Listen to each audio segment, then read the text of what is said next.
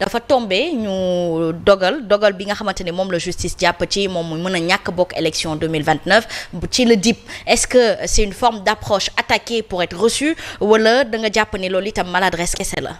Bon man j'avoue que bëgg naa xaar ba ci gën a am lu leer d'abord parce que il me semble que ñoom waa primature ñu ngi weddi magistrat yi tamit xawma exhiber message yu chargé de communication bi benn journal bind mais l'un dans l'autre jàpp naa ne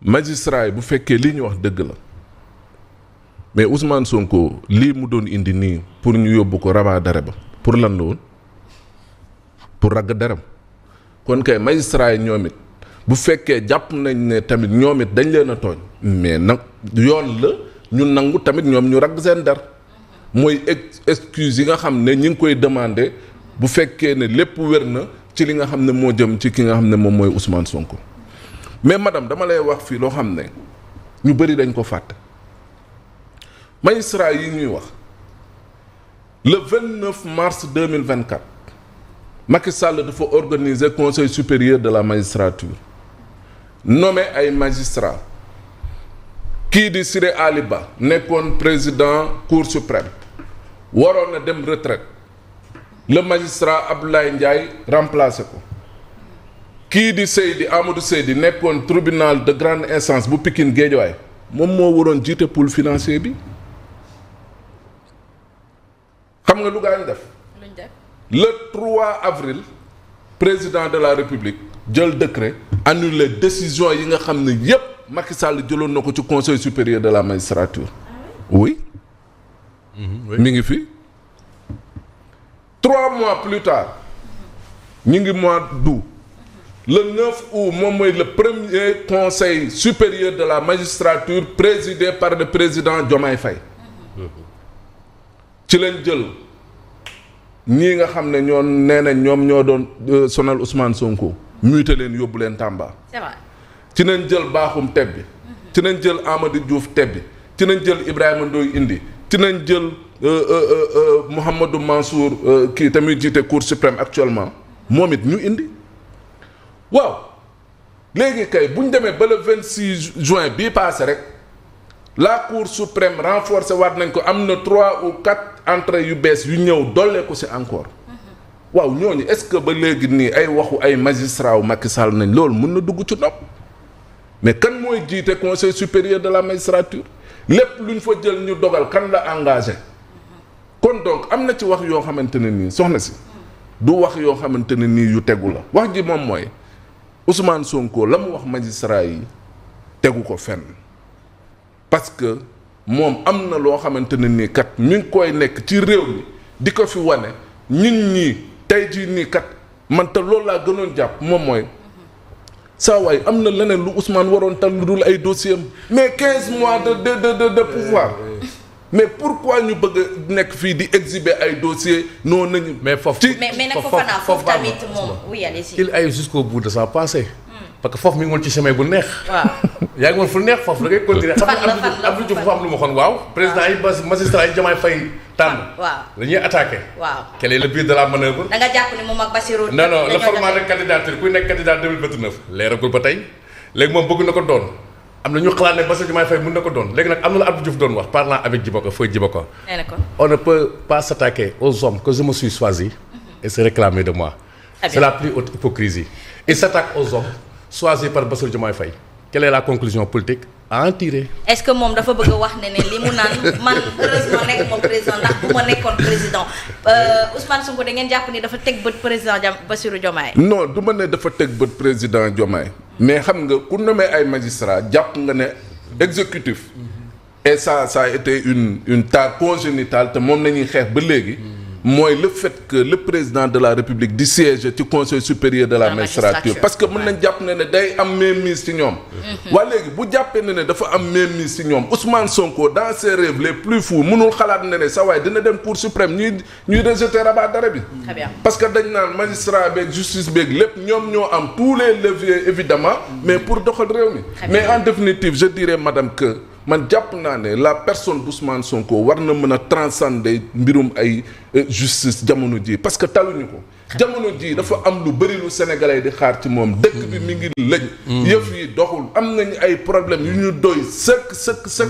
mais lu dul di nekk fii tamit ne nañuy ubbi lii ak nañuy ubbi lee bu demee ba mu des 1 an bu ko neexee mu ubbi loolu amul problème. mais justement Simon Pierre Faye ndax moom itam warul saytu boppam jamono ji parce que bëgg na nekk président Pastef kii di Ousmane Sonko la ñu présenté woon comme plan A ba Z à la dernière minute amatuñ ñoon choix moo tax Bassirou Diomaye Diakhar Faye daal di ñëw ndax jotul il est dans son droit peut-être de se réclamer une justice et une éligibilité quand même présidentielle. man li may ragal mooy ñu tombé waat dans le même débat du temps de Macky Sall. Parce que Macky Sall à peine réélu en 2019 dès le lendemain le débat a commencé à se poser autour de sa 3e probable candidature. Et donc débat boobu bu naree ñëwaat ça va beaucoup nous distraire en tout cas avec ce régime et pour man on doit pas tomber dans ce jeu pour man il faut vraiment amener ce régime ñu mën a fexe ba taxawu jafe-jafe sénégalais yi wut solution ci réew mi nga xam ne moom mooy dem Ousmane Sonko moom ñëpp xam nañ ne il veut être président de la République ça ne souffre d'aucun doute ñëpp xam nañ ko donc muy moom muy Bassirou Diomaye moi j'en ai discuté avec quelqu'un hier le risque ce serait que moom ak Diomaye yëpp ñu boole leen ci benn lot tege leen wet oui parce que ñoom ñaar ñoo ànd Diomaye il est président mais Ousmane Sonko ne peut pas renier ce bilan qu'il est censé défendre plus tard mënul fexe ba rëcc et donc le risque c'est que askan bi yëpp boole leen ñoom ñaar tege leen wet peut-être wutaat keneen man foofu laa gis mais pour en revenir un peu à ce débat autour de Sonko et de l'UMS c'est pas la première fois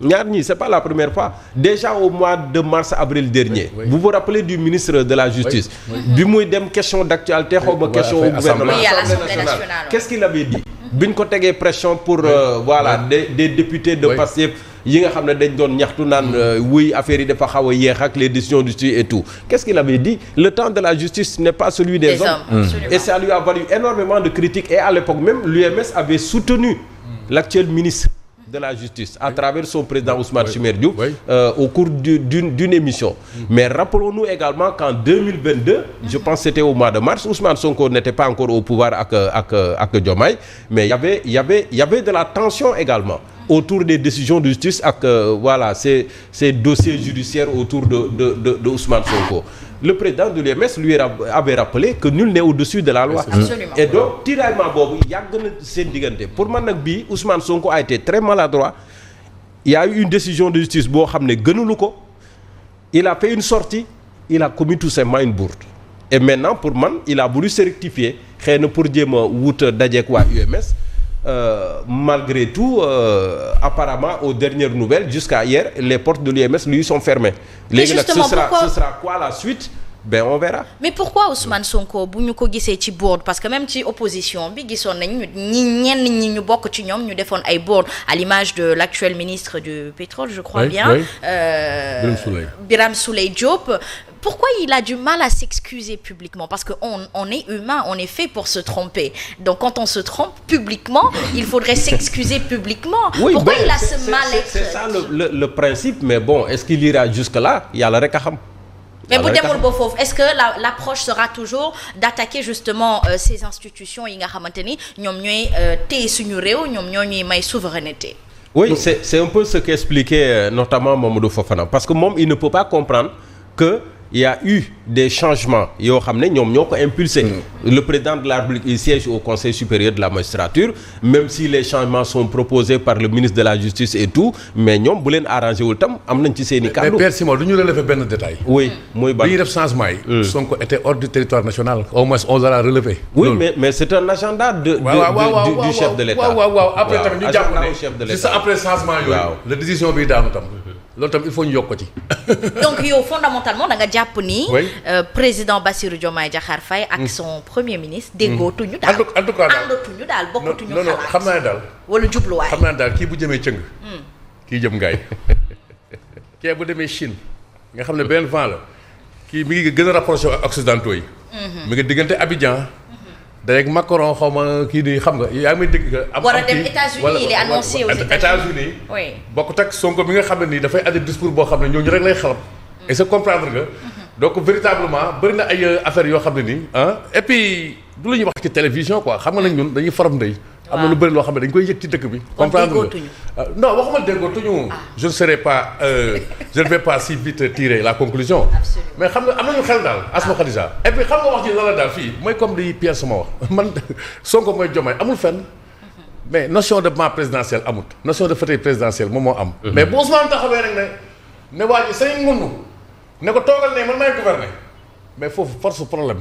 dafay am parce que loolu boo jàngee organisation Asma Khadija dafa am conflit de compétence conflit de compétence dafa am ay facteurs ay causes loo xam ne moom moo koy andi da nga koy prévoir loolu noonu force mais Senghor et Mamadou Dia étaient les meilleurs amis au monde ah ni Sonko ak Diomaye déggoo woon gën déggoo Sonko kii Mamadou Dia ak Senghor Idrissa Seck Ablaye Wade xam nga Idrissa Seck dafa dem ba si yàgg taxaw ne man quand il a fallu ma faire numéro 2 on m'a fait numéro 1 prime numéro 1 prime amul ci affaire fii ci constitution au Sénégal il faut nga dellu ci contexte bi ñu ko tëggee Senghor dafa jógee ci Thiaw ak Mamadou Dia mu andi constitution bu 1963 boo xam ne dafa gën a doole président de la République dañ ko verrouillé Diomaye mii nag doole ji mu am ne yaa ngi dégg que cela ne souffre pas que l'on marche sur ses plates-bandes. fondamentalement li mooy pour man na problème bi loolu il faut ñu régler ko ci dëkk ba pare Ousmane Sonko mooy chef Pastef ku nekk xam ne ci légitimité am la ñu falee Diomaye Faye mais nag bu ñu duggee ci état nag sphère état prérogative yu bëri ba si Diomaye Faye moom moo ko moom léegi nag loolu bu ci kenn bëggee